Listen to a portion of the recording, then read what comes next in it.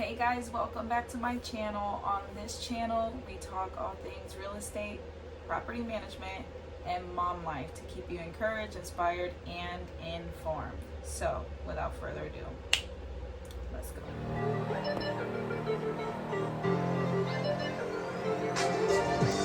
So, what I wanted to talk to you guys about today was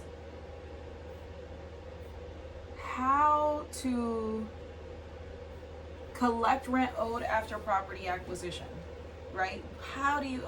So if you have a rent roll, if you have a tenant occupied property that you just acquired, right? And you don't have the rent that's owed to you after the acquisition.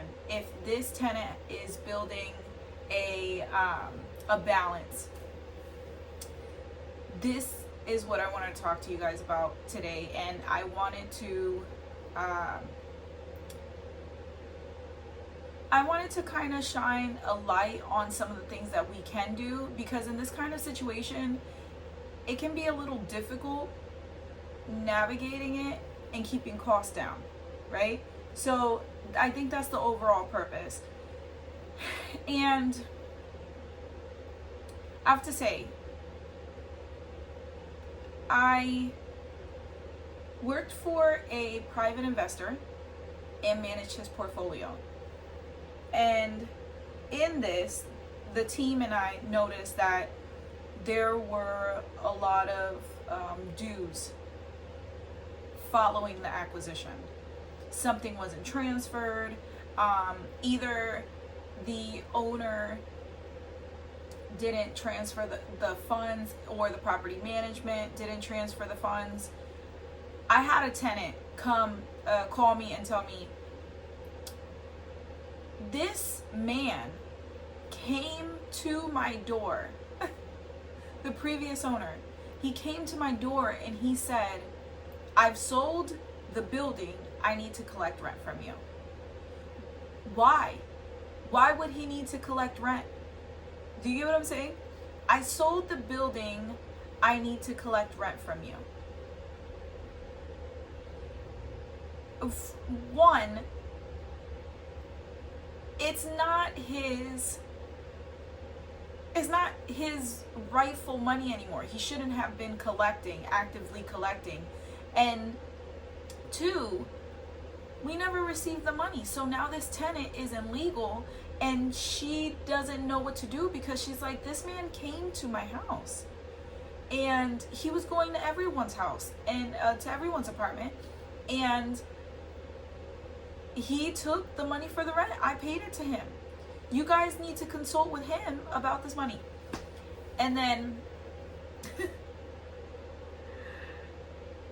it hit me. I was dealing with this lady for months. Finally, after talking to her, it hit me, and I was like, wow, this is a problem, because he owes us the money. And I think that is the most difficult part about property acquisitions, especially if they're tenant occupied, is we really don't know how to collect. And this is important, because if the tenant is on Section 8, who are you going after for this money? Who's supposed to be paying the money? Essentially, the tenant is responsible. No, Section 8 is not responsible for paying their portion of the rent, because at any given time the tenant can lose their certification and they would be required to pay all of the rent, not just a portion of the rent. So I think the issue that lies here is really understanding who to go to for collections. Who can help us in this situation, right? Because one thing I love about property management is that in all of the industries, in all of the industries that I've worked in accounting, property management is the only one that you can get a government bailout for.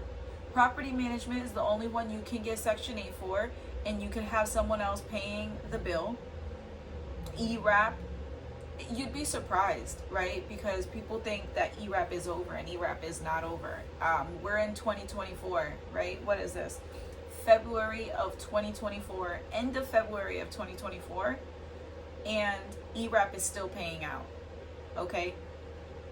And reason being is if the tenant got that application in before the deadline, then they're still they're still on a wait list for ERAP payouts, and ERAP is still paying out large portions of money, large sums of money. I mean, in the $20,000 range, $8,000. I haven't seen a small ERAP payment come in. So I want to say that, sure, you can have those payments come in and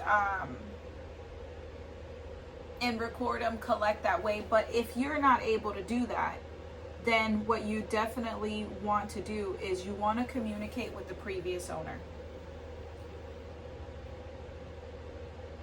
Once you communicate with the previous owner and you know for sure that, you know, this money is owed by this entity or this person, or this is the focus that you want to have. So yes, communicating with the previous owner, communicating with the respective Section 8 office, whichever subsidy office that this tenant may be receiving subsidies from. So, but communicating with the previous owner, this is going to have to be like very minimal communication, right? If you've already tried to communicate with the owner over and over and over again, it's not time to communicate with the owner anymore. I understand that you want to be nice. I understand that you don't, but listen, we don't do like collections after 6 months. That we have to target who we're going after for this money, because when it comes close to a time where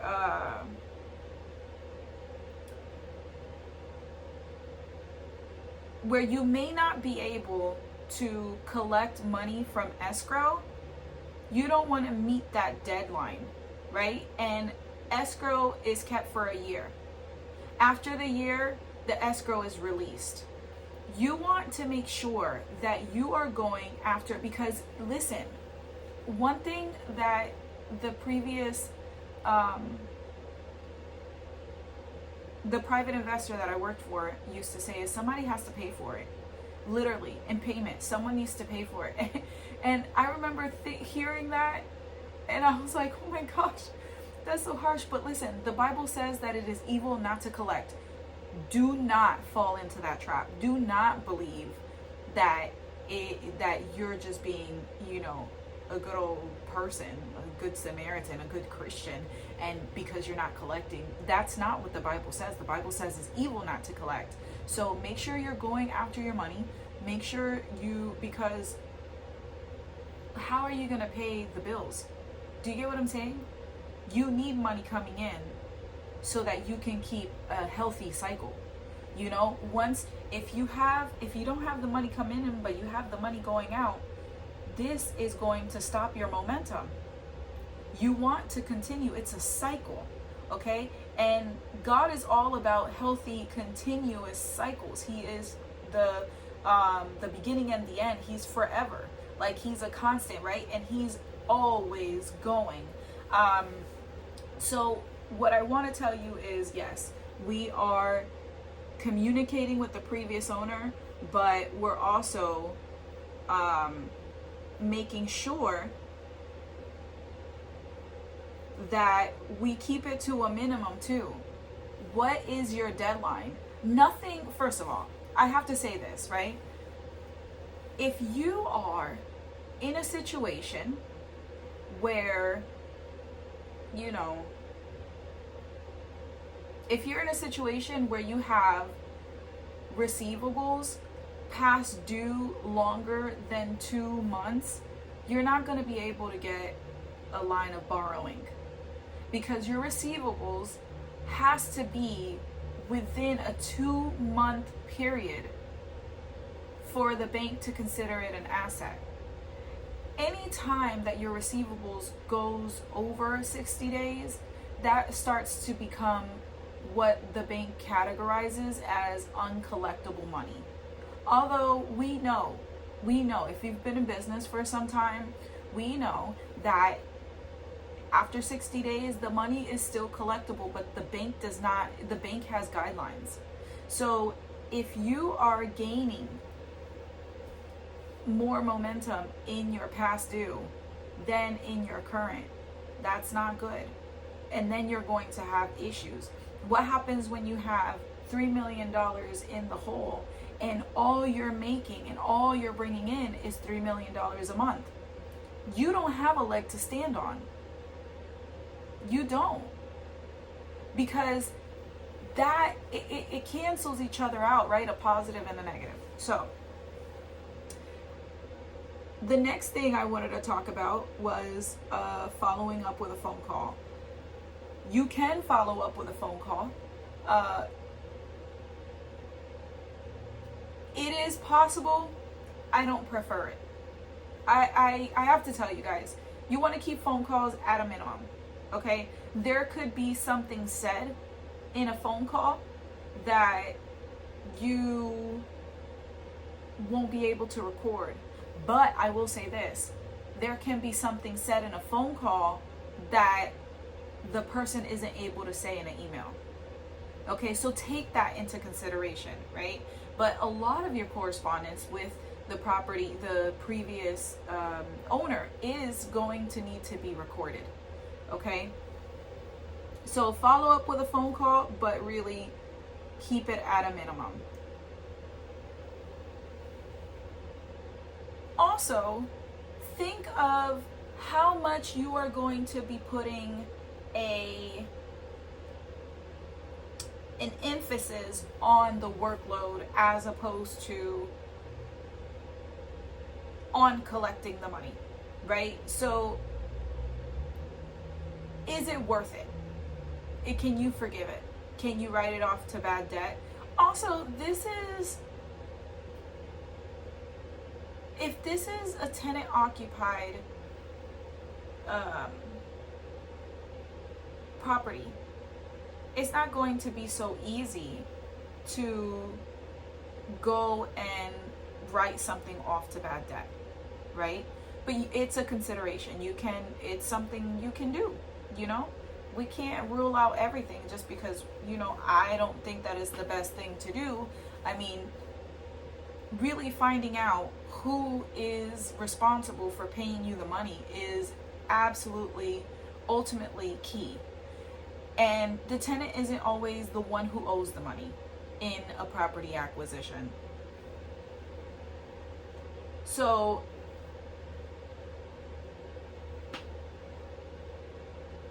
protect your rights, right? The next thing I want to talk to you guys about was about protecting your rights.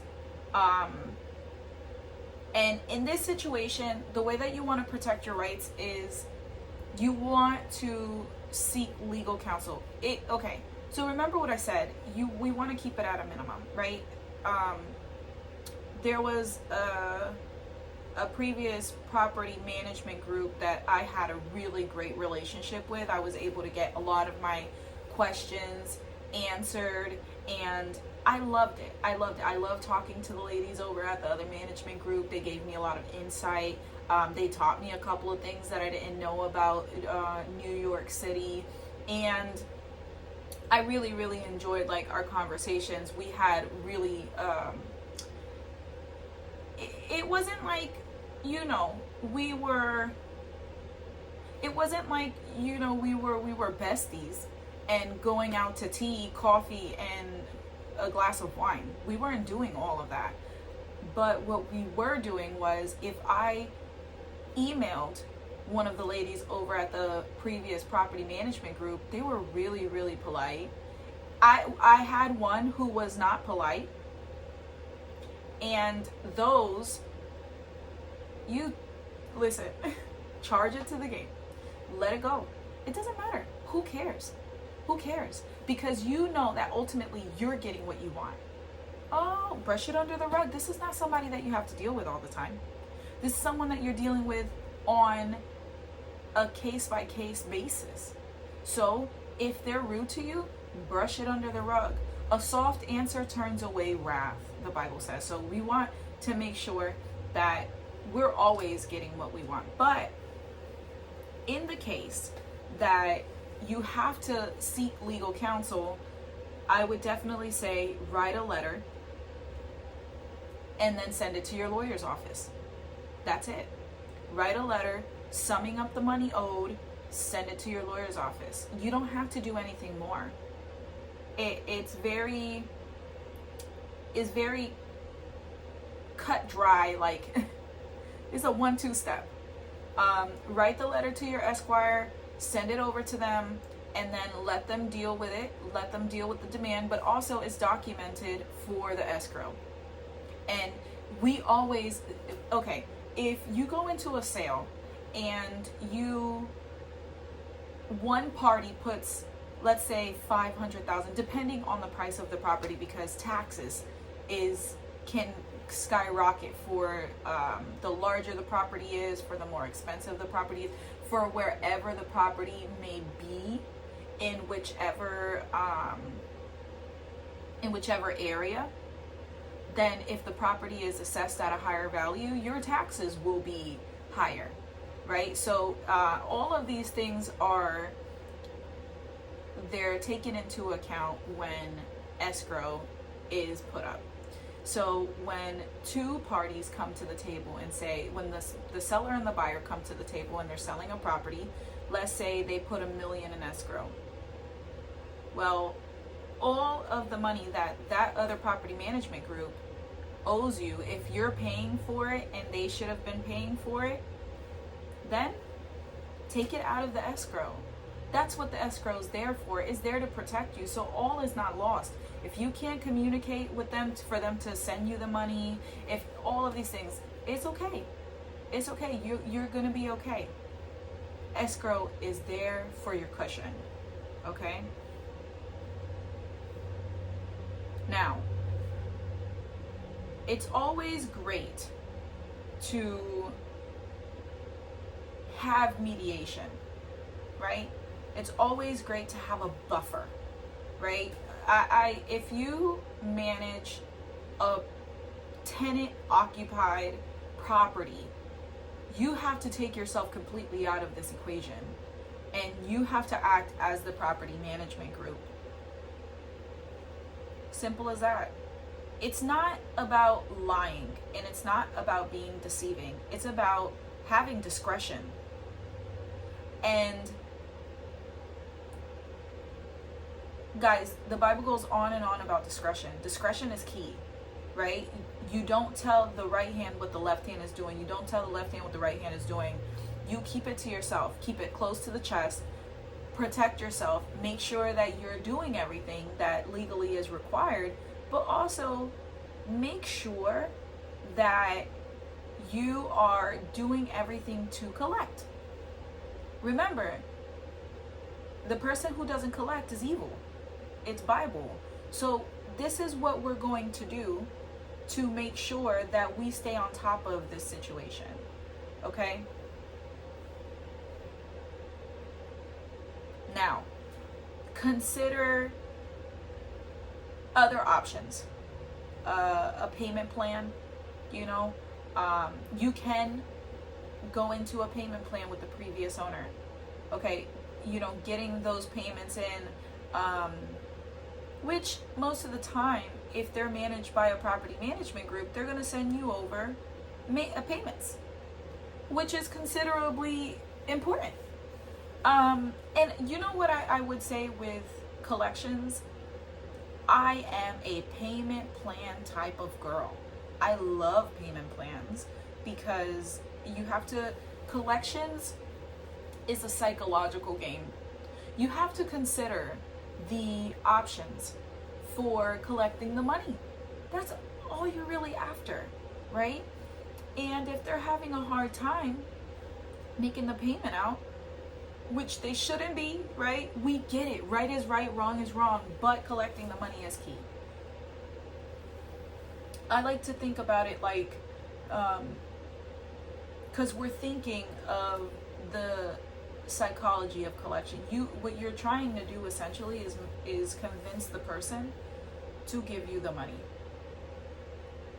without involving your lawyer, without involving small claims court. You know, if you didn't catch the issue in time to go back and say, hey, no, this is not what we're gonna do, and you know, we need to, and have contacted your lawyer, your attorney's office, and said, hey, you know, this person owes me money, let's document it, let's take it out of the escrow. If you pass the time that the escrow was able to be held for,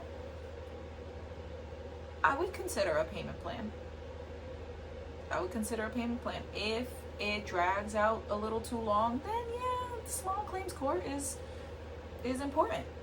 It is important, you know? So, but like I said, the overall goal is to collect. Now, learn from the experience.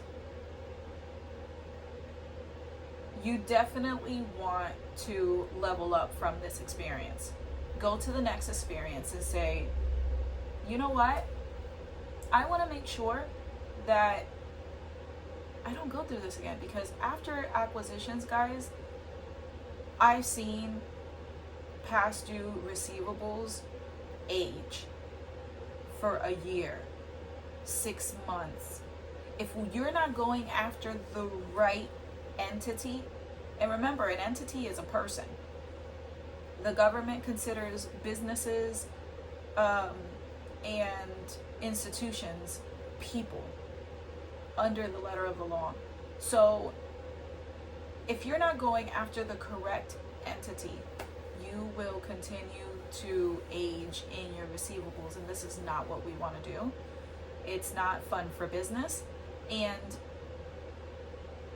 without wanting to, you can inevitably become a slumlord.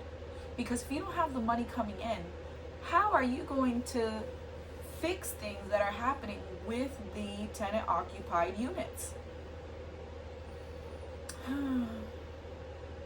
It's a doozy.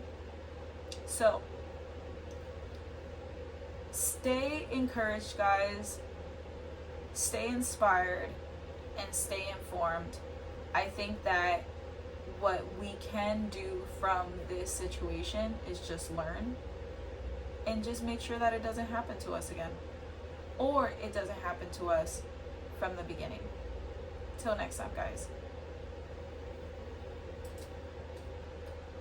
Well, guys, don't forget to subscribe, download this podcast, do anything that you need to do to make sure that you follow and keep in touch. There's so many things that we can really venture, and as I learn or as I remember to make sure that you guys need to stay informed, I'll come back and I'll always share. You know what to do.